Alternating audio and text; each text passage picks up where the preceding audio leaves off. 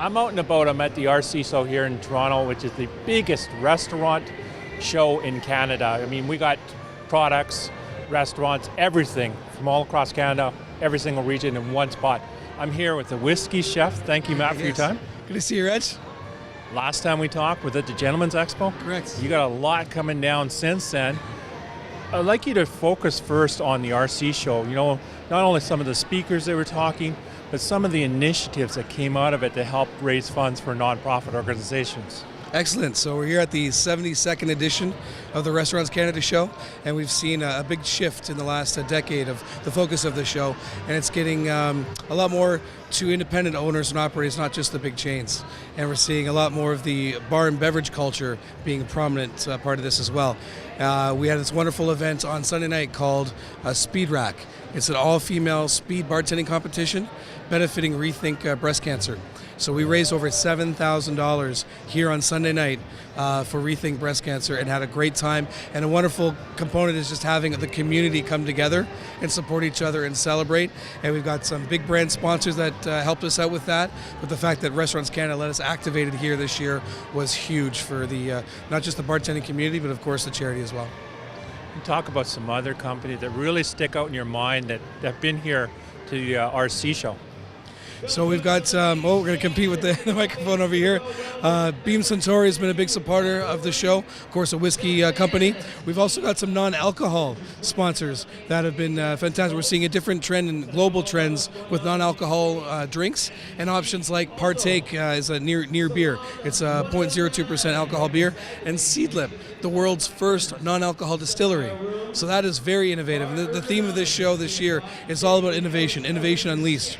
So we're seeing a lot of products, a lot of showcases that demonstrate what innovation and sustainability and practicality mean in Canada to bar, restaurant, and owners, but also looking at the bottom line. It has to be profitable at the same time. I noticed that you have talks on cannabis. You also have different pavilions, you know, from different regions throughout Canada. I think with Manitoba, Quebec. There was actually some people from Ontario. And, you know, the list went on and on. Yes, we are a very diverse country, and to have people representing provinces across the country that have a smaller population but still are doing amazing things within their farming communities, within their beverage service communities as well, to see these different perspectives, these fresh perspectives from these smaller markets coming together with gigantic markets like Ontario. We've got the Ontario Pavilion, but as you mentioned, there's also other provinces that are represented. And if you go to the back corner, it's all about the Maritimes, which is fantastic as well too. So every part of Canada brings their own little panache, of course, to the show and to showcase us as a collective, as a very broad country. I noticed that you had some products that the people are starting to focus on non-GMO ingredients. Yep. There were some distilleries that were doing it. Yep. They're staying within, you know, 1 hour of their location. Yeah. That's amazing to see. I mean, there is an element of trend that folks are jumping on to that. They can see the potential with the trend for this, but it also is about sustainability, about keeping, when we're pulling from our resources within that radius, we are helping the community. Those communities that were, especially these restaurants that only do exactly that. They pull from their municipality. They're pulling their grains, all of their produce, their meat, everything is coming local. And to be able to relate that story and to talk to guests about where everything was sourced, it just keeps the conversation going. So it's really amazing to be a part of that. Well, as I'm wearing, you know, I'm wearing the kilt, which is basically from my mother's clan, the MacLeod clan. Now, you went to Scotland recently. You have an interesting story to share. You went back to the roots of where the single malt whiskey brewers. Absolutely.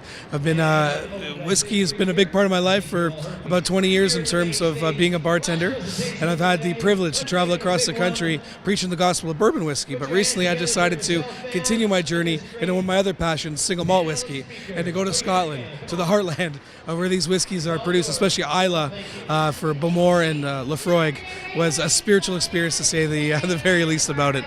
It is a microcosm of where these whiskeys are produced, and well over 225 years of tradition for most of these distilleries. So to be able to experience that and to connect a little bit with the roots as well. My mother's side of the family being from Ireland, and it's literally just 23 kilometers across the way to Islay. So there's a lot of that Irish influence into the Celtic culture in Scotland as well. So it was ticked a lot of boxes. It was a bucket list event for sure. Yeah. Well, quickly getting back to the RC show, I know you're in a rush yourself. You know, one thing I noticed about the website, it started mentioning some figures. You know, 1.3 million people employed within the restaurant industry here in Canada, contributes to over $80 billion. And the list goes on. Now, with the RC show, what does it say to you, the RC show? Well, this is a very integral part of Canada's economy, hospitality. And the fact that this organization has been around for as long as that it has, it's been able to diversify and to be inclusive and bringing people together. I was at the Breakfast of Champions this morning where they had keynote speakers just talking about how to shift focus and to stay on track and to be very aware of the mathematics of their business and to think long-term, think future, think sustainability. So to be able to support an industry that supports so many Canadians from farm to table, to the bar, to the producer of the glassware, to every aspect of it is pretty incredible to see. Thank you so much for your time, Matt. Cheers, Reg. Great to see you. Cheers.